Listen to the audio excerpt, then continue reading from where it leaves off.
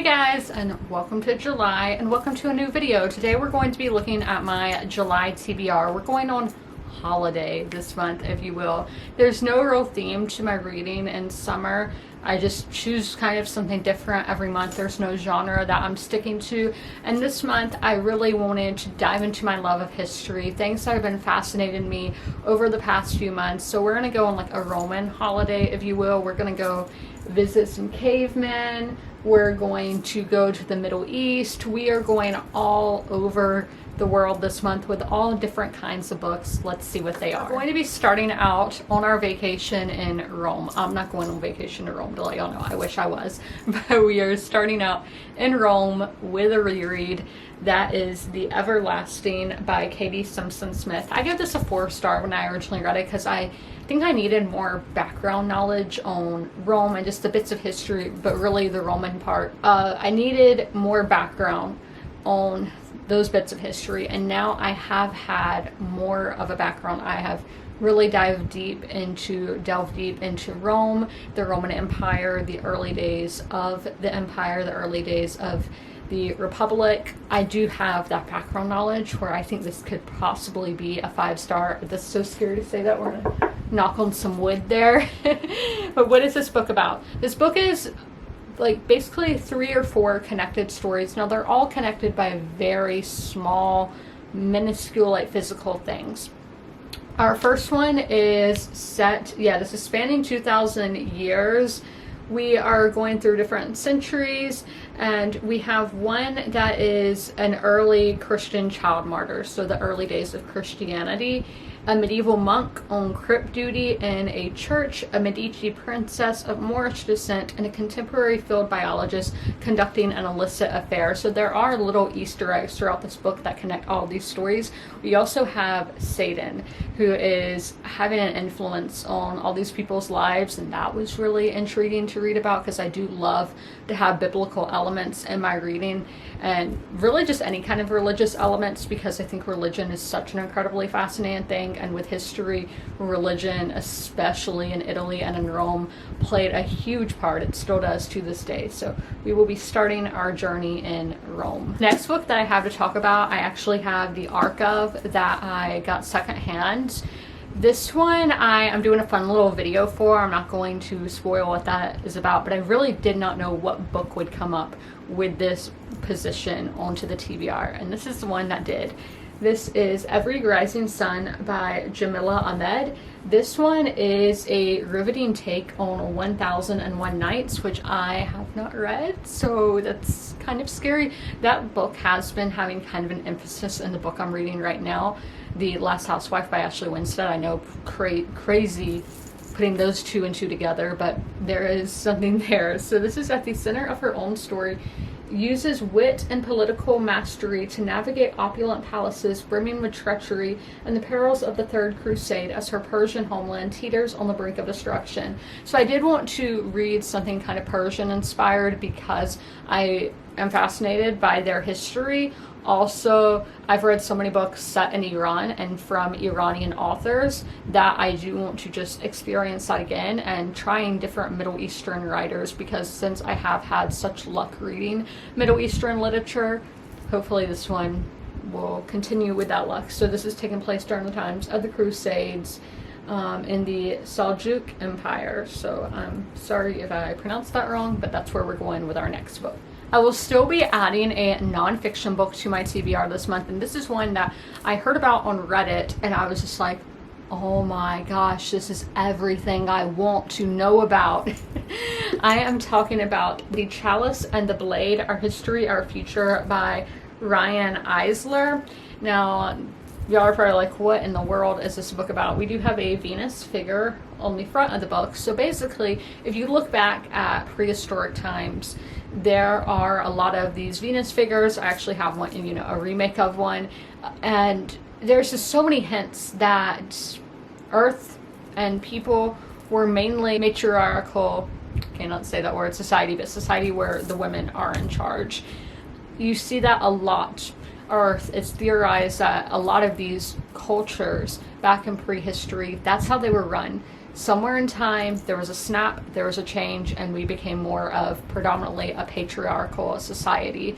This is going into that history of these matriarchal societies and uncovering them and seeing, you know, the history of it, the future, because we're all connected by all of this. And I am just so fascinated by these ancient societies and cultures. Again, prehistoric, so there's not a lot that we know, and a lot of it has to be theorized, you know, and I cannot wait to see what this author thinks about all of that. Now, going to that time in prehistory, I also have a fiction book. This is a series that I've wanted to read for a really long time, but just recently, as I've been going on this expedition through history from the start of time all the way to the 1900s, this book really kept coming up when I would ask people for book recommendations and all of that, and I already owned the book, and I'm like, now is the time to finally get to it. And it is also the Raindrops book club pick for the month of July, so if you would like to join me in reading this book, the link to my Fable is always down in the description and in the pinned comment of the video. If you guys would like to join me, not sponsored or anything, but you will get live spoilery thoughts and everything. So if you guys want to read this book with me, or even just see my thoughts on the book, feel free to join. It's completely free, and I love to have a book club with you guys. But I'm talking about The Clan of the Cave Bear by Jean M. All. Not sure how you say the name, but this is the beloved first novel in the acclaimed Earth's Children series. There's also a TV series from the 1980s that is based on this book. But let's see together, because I don't want to get anything wrong. But to my understanding, there's like this girl who's like the last of the Neanderthals, or she gets involved with the Neanderthals and she's an orphan. That's what I think it's about, but now we're going to see what it's actually about. This novel of awesome beauty and power is a moving saga about people, relationships, and the boundaries of love. Through the author's magnificent storytelling, we are taken back to the dawn of modern humans, with a girl named Isla. We are swept up in the harsh and beautiful Ice Age world they shared with the ones who called themselves the Clan of the Cave Bears. So maybe those are the Neanderthals. A natural disaster leaves the young girl wandering alone in an unfamiliar and dangerous land until she is found by a woman of the clan, people very different from her own kind. To them, blonde, blue-eyed Isla looks peculiar and ugly. She is one of the others, those who have moved into their ancient homeland, but Isa cannot leave the girl to die and takes her with them. Isa and Kreb and the old Magyar grow to love her, and as Isla learns the ways of the clan and Isa's way of healing, most come to accept her. But the brutal and proud youth who is destined to become their leader, their next leader, sees her differences as a threat to his authority. He develops a deep and abiding hatred for the strange girl of the others who lives in the midst and is determined to get his revenge. So we are going back in time to a time when humans were not the only race, or humans as we know it were not the only race on Earth, and there was still division, racism, all of that was still going on in prehistoric times. But I've wanted to read this series for a really long time, so I'm going to start it in July. Lastly, I'm still adding a graphic novel to my TBR every month, and I just have a stack of them, aka I only have one left in my stack, but I have a stack of them, and I just pull the one on top, you know, and add that to my TBR every month. And this month it is Here, and I actually don't know who this is by. It is by Richard McGuire, but Tom Hanks was in the movie for this just recently, and I was like, oh my gosh, this is right up my alley. So it's just this one spot going through history and just seeing how it evolves over time. Like in the trailer, we had dinosaurs, and then we go all the way up to the modern day. And so you're just seeing this just one spot for eternity, basically. And I just think that is so cool, such a great idea. And I love books where the location, the atmosphere, the setting becomes a character in itself, and I think we're going to see that here. So this is going to be my graphic novel read, and maybe I will get to watch a movie as well. So that's 2 of the books this month that have adaptations that maybe I'll watch if I enjoy the books. Those are all of the books that I would like to read in the month of July. I hope you guys enjoyed this video. If you made it all the way through, leave a red emoji in the comments below. And as always, comment, rate, and subscribe. And don't forget to ring that notification bell to be notified when all my videos go live.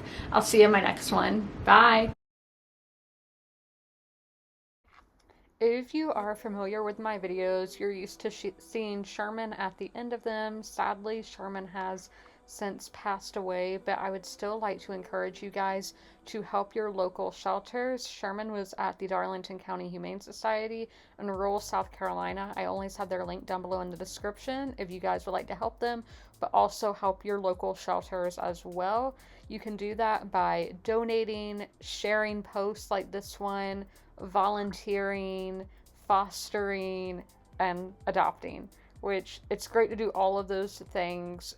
Great to help your community, great to help the animals in your community, and I cannot recommend it enough. All of my pets were rescues, they were strays or from animal shelters, and I love them so much, and I know how much love they can give, so knowing these pets at the shelter can equally give that much love, it's amazing. And y'all should totally take part and help out those local animal shelter pets, and please help them.